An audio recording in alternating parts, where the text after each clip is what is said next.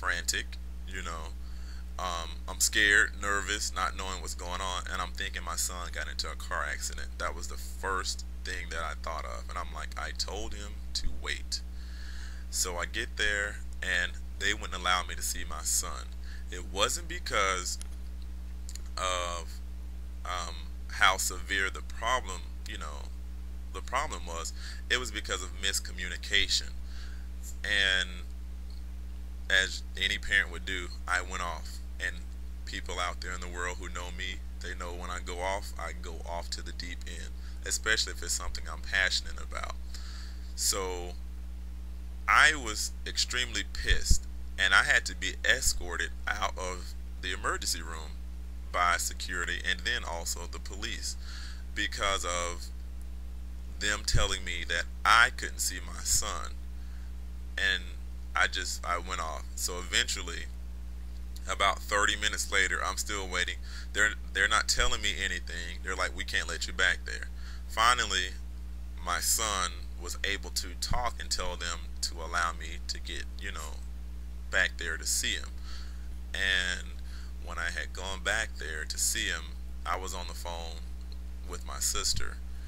And when I walked in and they removed the curtain, I just automatically thought, the worst. I was like, oh God, I couldn't recognize him. That's how, excuse me for being a little, my voice is getting a little shaky. I'm getting a little bothered by it again. But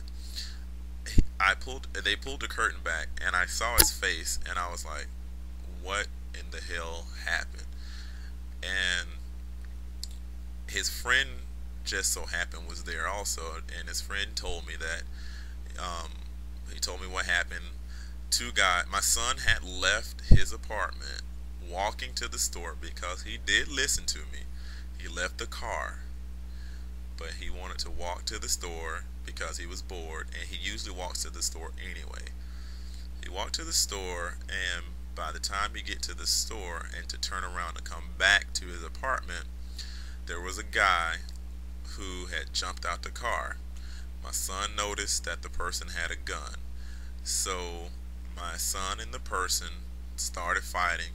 The person pulled the gun, tried to pull the gun at my son, and he pointed it to him, and the gun wouldn't go off. My son wrestled with the guy and somehow got the clip out of the gun.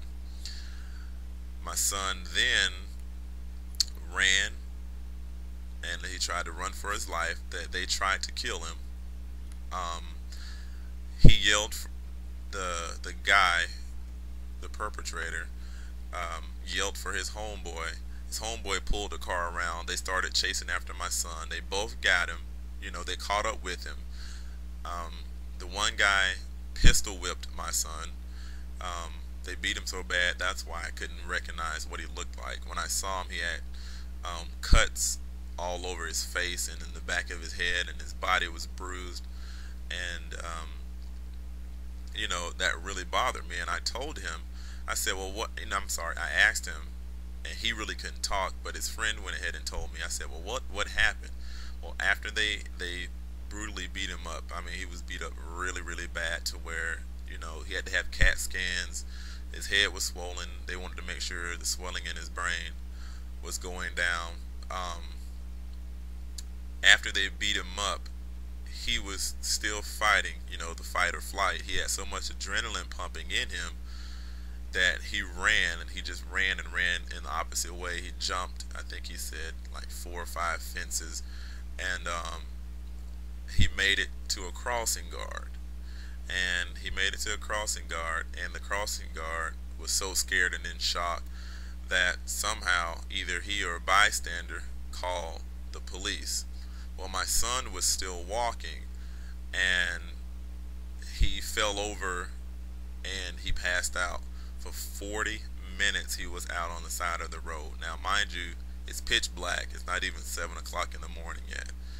So he's on the side of the road, in the ditch or whatever, in the bushes, and just so happened they found him. I guess the crossing guard pointed them to the way that where he was. They found him, took him to the hospital, and that's how I was caught up with it. To give you guys a little insight about my son, he is in a gang.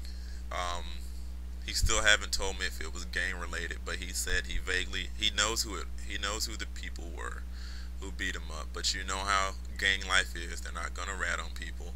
He's not gonna do anything. He's gonna try to retaliate. And I told him basically, don't do it. It's not worth it. Something's gonna happen to where either I'm gonna lose you and your brothers aren't. We're all gonna lose you, or you're gonna be severely hurt, or you're gonna end up hurting someone. And then you have to think about how their family is gonna feel. They'll feel the same way if I lost you. If you go to jail or prison, the same thing is going to happen. I'm going to lose you. You'll be in jail for the rest of your life for something like attempted murder or murder.